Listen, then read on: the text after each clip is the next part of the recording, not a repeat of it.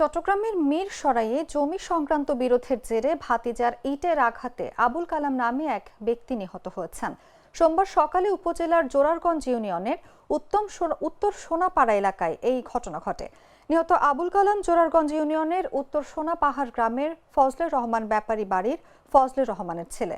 অভিযুক্ত ভাতিজা একই এলাকার মৃত তাহির আহমেদের ছেলে মোহাম্মদ হেলাল। খোঁজ নিয়ে জানা গেছে, সোমবার সকালে জমি নিয়ে বিরোধের জেরে চাচা আবুল কালামের সঙ্গে তর্কে জড়ায় ভাতিজা হেলাল। বাকবিতণ্ড এক পর্যায়ে হেলাল ইট দিয়ে আঘাত করলে গুরুতর আহত হয় আবুল কালাম। পরে তাকে উদ্ধার করে উপজেলা স্বাস্থ্য কমপ্লেক্সে নিয়ে যাওয়া হয়। তবে সেখানে তার অবস্থা গুরুতর হলে চট্টগ্রাম মেডিকেল কলেজ হাসপাতালে নিয়ে যাওয়া হলে চিকিৎসক তাকে মৃত ঘোষণা করেন। এই ঘটনার পর থেকে হেলাল পলাতক রয়েছে।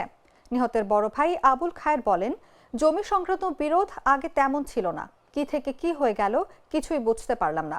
জোরারগঞ্জ থানার ওসি কাজী নাজমুল হক বলেন, জায়গা জমি সংক্রান্ত ঝামেলায় চাচার হাতে ভাতিজার নিহত হওয়ার খবর শুনেছে।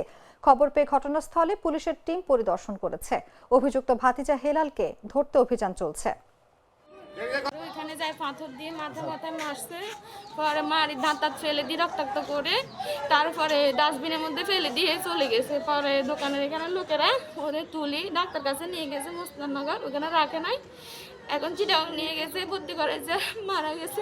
একটা লোককে বাড়ি থেকে নিয়ে রোডের উপর নিয়ে পাথর দিয়ে আমার একজন সহকর্মী লোক, উনি আমার রাজনীতি আমার সিনিয়র, যদিও সে আমার ওয়ার্ডের এই সিনিয়র সদস্য, ভালো একটা জনপ্রিয়তা আছে, সামনে ভোট এই জন্য পরিকল্পিতভাবে আমার এই কর্মীকে হত্যা করা হয়েছে। গণসংযোগ থেকে আমরা যখনই খবর পাইছি, আমরা সাথে সাথে এরা সহ সবাই আমরা এখানে ছুটে আসছি। গণসংযোগটা স্থগিত করে ওইখান থেকে আমরা ছুটে আসছি। যখন আমরা আসছি তখন এখানে আমরা লাশও দেখি নাই, কারোরও দেখি নাই। আমরা দেখছি প্রশাসনের লোকজন দেখছি, ওনারা প্রশাসনের অনেক লোকজন ছিল, ওসি সাহেব ছিল, বিভিন্ন কর্মকর্তারা ছিল, সেকেন্ড অফিসার ছিল, আরও এসআইরা ছিল। ওনারা এসে জিজ্ঞাসাবাদ করে ওনারা